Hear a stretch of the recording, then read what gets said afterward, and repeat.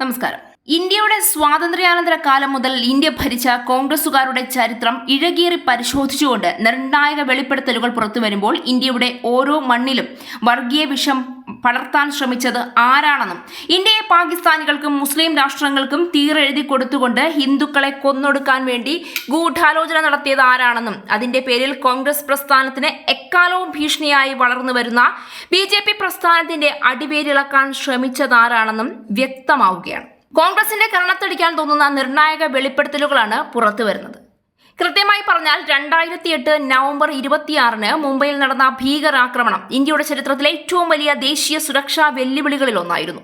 നൂറുകണക്കിന് ജീവനുകൾ നഷ്ടപ്പെടുകയും രാജ്യത്തിന്റെ സുരക്ഷാ സംവിധാനത്തെക്കുറിച്ച് ഗൗരവകരമായ ചോദ്യങ്ങൾ ഉയരുകയും ചെയ്ത ആ സംഭവം ഇന്നും ഇന്ത്യയുടെ കൂട്ടായ ഓർമ്മയിൽ മായാതെ നിൽക്കുന്നു. അത്തരമൊരു സംഭവത്തെക്കുറിച്ച് വർഷങ്ങൾക്കു ശേഷവും പുതിയ വെളിപ്പെടുത്തലുകളും ആരോപണങ്ങളും ഉയരുമ്പോൾ അത് സ്വാഭാവികമായും രാഷ്ട്രീയ ചർച്ചകൾക്ക് വഴിവെക്കും. പ്രത്യേകിച്ച് അന്ന് രാജ്യം ഭരിച്ചിരുന്ന പാർട്ടിയെക്കുറിച്ച് ഗുരുതര ആരോപണങ്ങൾ ഉയരുമ്പോൾ അത് നിസ്സാരമായി തള്ളിക്കളയാൻ ഭാരതീയ സമൂഹത്തിന് കഴിയില്ല. മുൻ ആഭ്യന്തര മന്ത്രാലയ ഉദ്യോഗസ്ഥൻ RVS മണി നടത്തിയ പുതിയ ആരോപണങ്ങളും അത്തരത്തിലുള്ള ചർച്ചയ്ക്കാണ് തുടക്കമിട്ടിരിക്കുന്നത്. മുംബൈ ഭീകരാക്രമണം ഇന്ത്യൻ നാഷണൽ കോൺഗ്രസും പാക് ISIയും തമ്മിലുള്ള ഒത്തുകളിയായിരുന്നു എന്നാണ് അദ്ദേഹം ചൂണ്ടിക്കാട്ടിയത്. NIA എഡിറ്റർ സ്മിത പ്രകാശിന് നൽകിയ പോഡ്കാസ്റ്റ് അഭിമുഖത്തിലാണ് അദ്ദേഹത്തിന്റെ അതീവ ഗൗരവകരമായ വെളിപ്പെടുത്തലുകളുള്ളത്. അസിസ്റ്റന്റ് സബ് ഇൻസ്പെക്ടറായ തുകാരാം ഓംബ്ലെ അജ്മൽ കസബിനെ ജീവനോടെ പിടികൂടിയില്ലായിരുന്നുവെങ്കിൽ ഇന്ന് മുംബൈ ആക്രമണത്തെ ഹിന്ദു ഭീകരാക്രമണം എന്ന് വിശേഷിപ്പിക്കുമായിരുന്നു. ഇഷ്റത് ജഹാൻ കേസിൽ കോൺഗ്രസ് ലക്ഷ്യമിട്ടത് നരേന്ദ്രമോദിയെയും അമിത്ഷായെയുമായിരുന്നു. 2010 വരെ ആഭ്യന്തര മന്ത്രാലയത്തിന്റെ ഇന്റേണൽ സെക്യൂരിറ്റി വിഭാഗത്തിൽ പ്രവർത്തിച്ചിരുന്ന കാലത്ത് ഹിന്ദു ഭീകരവാദം എന്ന പരാമർശമുള്ള ഒരു ഔദ്യോഗിക ഫയലും കണ്ടിട്ടില്ല എന്നും RVS മണി പറഞ്ഞുവെക്കുന്നു. 2006 ജൂണിൽ കോൺഗ്രസ് നേതാവ് ദിഗ്വിജയ് സിംഗ് ഹിന്ദു ഭീകരവാദവുമായി ബന്ധപ്പെട്ട കേസുകൾ കണ്ടെത്താൻ ആവശ്യപ്പെട്ടിരുന്നുവെന്നും അത്തരത്തിലുള്ള ഒരു കേസും മന്ത്രാലയത്തിന്റെ രേഖകളിൽ ഇല്ല എന്ന് താൻ അറിയിച്ചിരുന്നുവെന്നും അദ്ദേഹം പറഞ്ഞു. മാലേഗാവ് സ്ഫോടന കേസ് തുടക്കം മുതൽ കെട്ടിച്ചമച്ചതാണെന്നും RVS മണി തുറന്നു പറയുന്നുണ്ട്. Sadhvi Pragya Singh Thakur, lieutenant colonel Prasad Purohit, major Ramesh Upadhyay എന്നിവർക്കെതിരായ നടപടികൾ മുൻകൂട്ടി തയ്യാറാക്കിയ തിരക്കഥയുടെ ഭാഗമായിരുന്നു. കേണൽ പുരോഹിത് ഇന്ത്യൻ സൈന്യത്തിൽ ഉയർന്ന പദവികളിൽ എത്തുന്നത് പാകിസ്ഥാനിലെ ചില ശക്തികൾ ആഗ്രഹിച്ചിരുന്നില്ല എന്നും അതുകൊണ്ടാണ് അദ്ദേഹത്തെ കേസിൽ കുടുക്കിയതെന്നും RVS മണി ചൂണ്ടിക്കാട്ടി. ആഭ്യന്തര സുരക്ഷയുടെ കാര്യത്തിൽ രാഷ്ട്രീയ താൽപര്യങ്ങൾക്ക് അതീതമായി രാജ്യം മുന്നോട്ടു പോകേണ്ടതുണ്ടെന്നും വികസിത ഭാരതത്തോടൊപ്പം സുരക്ഷിത ഭാരതവും സാക്ഷാത്കരിക്കേണ്ടത് അനിവാര്യമാണെന്നും RVS മണി അഭിമുഖത്തിൽ തുറന്നു പറയുന്നുണ്ട്. മുംബൈ ഭീകരാക്രമണത്തിന് മുൻപ് ഭീകരർ ഉപയോഗിച്ച ബോട്ട് ഇന്ത്യൻ തീര സംരക്ഷണ സേനയുടെ ശ്രദ്ധയിൽപ്പെട്ടിരുന്നുവെന്നും എന്നാൽ വേണ്ടത്ര നടപടി സ്വീകരിച്ചില്ല എന്നും അദ്ദേഹം ആരോപിക്കുമ്പോൾ ഗുരുതര വീഴ്ചയാണ് ചൂണ്ടിക്കാണിക്കപ്പെടുന്നത്. ആക്രമണം ആരംഭിച്ച ശേഷം മുംബൈയിലേക്ക് നാഷണൽ സെക്യൂരിറ്റി ഗാർഡ് കമാൻഡോകളെ അയക്കുന്നതിലും ഏകദേശം 2 മണിക്കൂർ വൈകിയെന്നും അദ്ദേഹം തുറന്നടിച്ചു. ANI എഡിറ്റർ സ്മിത പ്രകാശിന് നൽകിയ പോഡ്കാസ്റ്റ് അഭിമുഖത്തിലാണ് അദ്ദേഹത്തിന്റെ ഈ തുറന്നു പറച്ചിലുകളെല്ലാം ഉൾപ്പെട്ടിരിക്കുന്നത്. അഭിമുഖത്തിൽ മറ്റൊരു ഗുരുതര ആരോപണവും അദ്ദേഹം ഉന്നയിച്ചു. പാകിസ്ഥാൻ ക്രിക്കറ്റ് ടീമിലെ ചിലരുടെ മയക്കുമരുന്ന് കടത്തിനെക്കുറിച്ച് ചോദ്യം ചെയ്തതിനാലാണ് ടീമിന്റെ പരിശീലകനായിരുന്ന ബോബ് വൂൾമർ കൊല്ലപ്പെട്ടതെന്ന് അദ്ദേഹം ചൂണ്ടിക്കാട്ടുന്നുണ്ട്.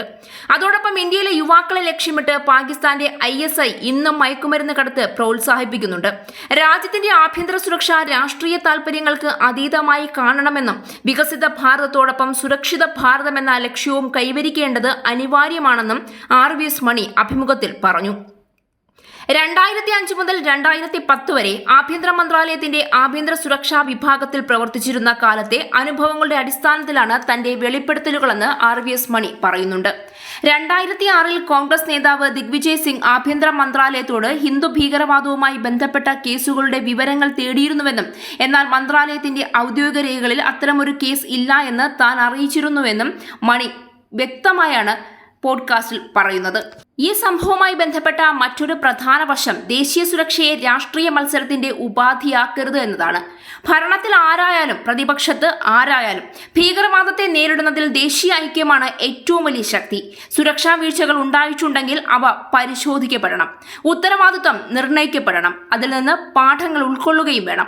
ഇന്ത്യയുടെ പ്രധാനമന്ത്രിയായി മൻമോഹൻ സിംഗിനെ പോലെ നാവുണ്ടോ എന്ന് പോലും അറിയാത്ത ഒരാളെ ബിനാമിയായി ഇരുത്തിക്കൊണ്ട് സോണിയാഗാന്ധി ഉൾപ്പെടുന്ന ഗാന്ധി കുടുംബം ഭരണ ഭരണം നടത്തി ഇന്ത്യയുടെ എല്ലാ സമ്പത്തും വിറ്റുതുലച്ചും ഇന്ത്യയെ പൂർണ്ണമായും നശിപ്പിച്ചും സ്വന്തം കുടുംബത്തിന്റെ വളർച്ചയും ഉന്നതിയും മാത്രം ലക്ഷ്യമിട്ടപ്പോൾ കാലങ്ങളായി കുത്തകയായി വെച്ചുകൊണ്ടിരുന്ന ഭരണം കയ്യിൽ നിന്ന് വഴുതിപ്പോകുന്നു എന്ന് തോന്നി തുടങ്ങി.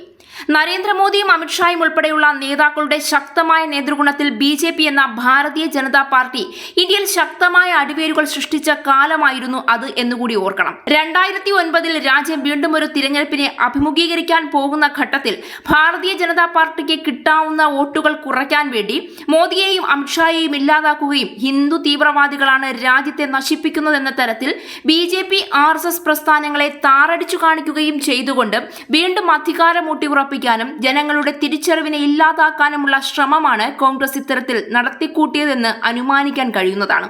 എന്നാൽ അതിനുവേണ്ടി കുരുതി കൊടുത്തത് നിരപരാധികളായ എത്ര മനുഷ്യരുടെ ജീവനാണ്.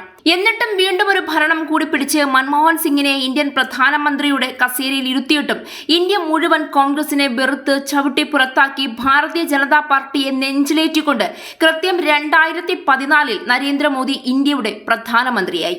ഇന്ന് ഇന്ത്യയിൽ എവിടെയാണ് കോൺഗ്രസിന് ആധിപത്യം എന്ന് പറയാൻ കഴിയുന്നത്? ഇനി ഒരിക്കൽ കൂടി ഇന്ത്യയിൽ ജയിച്ചു മുന്നേറാമെന്നുള്ള സ്വപ്നം പോലും കോൺഗ്രസിന് അന്യമായിരിക്കുന്നു. കേരളത്തിൽ പൊട്ടന ലോട്ടറി അടിച്ചതുപോലെ കിട്ടിയ സീറ്റിൽ തന്നെ നേതാക്കൾക്കിടയിൽ ഇപ്പോഴും അനൈക്യം പ്രകടമാണ്. ഈ വെളിപ്പെടുത്തലുകളിൽ സത്യമുണ്ടെങ്കിൽ കോൺഗ്രസുകാർ ഇന്ത്യയുടെ അടിത്തറയിൽ തീവ്രവാദികൾക്ക് താവളം ഒരുക്കി കൊടുത്തിട്ടുണ്ടെങ്കിൽ അതിന് കണക്കു പറയേണ്ടി വരും. പപ്പുമോനും പിങ്കിമോളും ഒക്കെ ജയിലിലിടാനുള്ള കുപ്പായം തുന്നിയിരിക്കുന്നതാവും നല്ലത്. കാരണം ഇതിന്റെ സത്യാവസ്ഥ പരിശോധിക്കുന്നത് നരേന്ദ്രമോദി എന്ന ഇന്ത്യൻ രക്തം സിരകളിൽ ഓടുന്ന ഇന്ത്യയോട് കൂറും നേരുമുള്ള മനുഷ്യനാണ്.